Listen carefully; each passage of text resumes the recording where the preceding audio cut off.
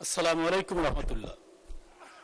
আমি 2026-27 অর্থ বছরের বাজেটে হিসাবের খাত 117, বাণিজ্য মন্ত্রণালয় শিরোনামাধীন 15 নং দাবির ওপর নীতিগত ছাঁটাই প্রস্তাব উত্থাপন করছি। প্রস্তাব করছি যে উক্ত দাবির মোট বরাদ্দ হতে 1 টাকা হ্রাস করা হোক। মাননীয় স্পিকার, বাণিজ্য একটি দেশের অর্থনীতির প্রাণশক্তি। উৎপাদন, বাজার ব্যবস্থা, রপ্তানি, আমদানি, বিনিয়োগ, শিল্পায়ন এবং কর্মসংস্থানের সঙ্গে বাণিজ্য মন্ত্রণালয়ের কার্যক্রম সরাসরি সম্পৃক্ত। বর্তমান বৈশ্বিক অর্থনৈতিক পরিস্থিতিতে সরবরাহ ব্যবস্থা, মূল্যস্ফীতি, আন্তর্জাতিক বাজারের অস্থিরতা এবং বাণিজ্যিক প্রতিযোগিতা মোকাবেলায় একটি দক্ষ ও আধুনিক বাণিজ্য নীতি অপরিহার্য।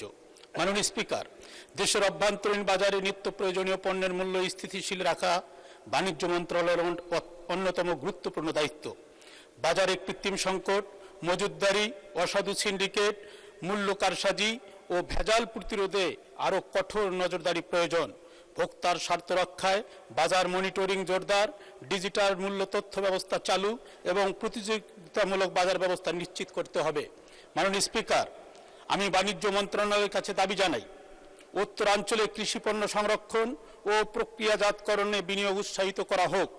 আলু, ভুট্টা, কৃষিজাত পণ্যের নতুন আন্তর্জাতিক বাজার সৃষ্টি করা হোক। রপ্তানিযোগ্য কৃষি পণ্যের মান নিয়ন্ত্রণ ও সার্টিফিকেশন সহজ করা হোক।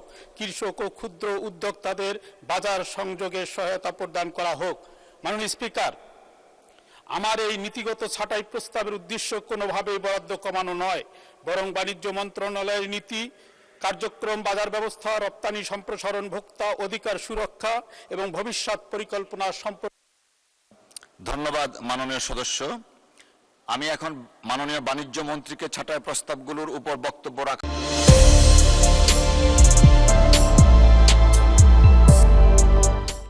আহ্বান জানাচ্ছি। ধন্যবাদ মাননীয় মন্ত্রী।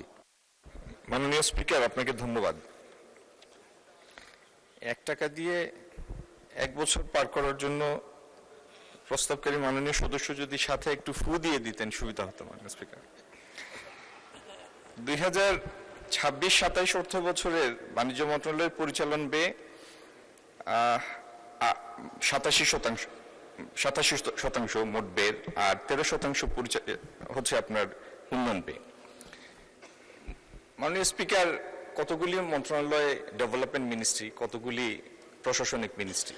এই মন্ত্রণালয়ের প্রশাসনিক কাজই বেশি, উন্নয়নের পার্টটা কম। আর প্রস্তাবিত মঞ্জুরি দেশের বাণিজ্য সম্প্রসারণ, রপ্তানি বহুমুখীকরণ, বাণিজ্য সহযোগীকরণ সরকারের এইসব নীতির সাথে সঙ্গতিপূর্ণ। এই অর্থ দেশের বাণিজ্য খাতের উন্নয়ন, ব্যবসায়িকদের স্বার্থ সংরক্ষণ, মসৃণ এলডিসি গ্রাজুয়েশন ও স্থিতিশীল অর্থনৈতিক প্রবৃদ্ধি অর্জনের লক্ষ্যে ব্যয় করা হবে। এখানে অর্থ ব্যয়ের ক্ষেত্রে স্বচ্ছতা, জবাবদিহিতা এবং নিরীক্ষার ব্যবস্থা রয়েছে।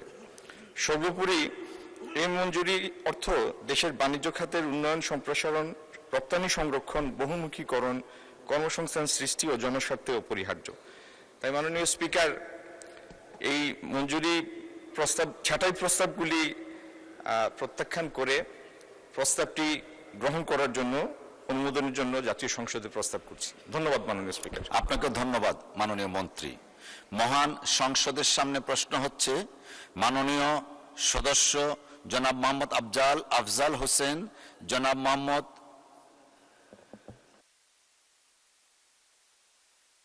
আমি দুঃখিত, জনাব আফজাল হোসেন অনুপস্থিত।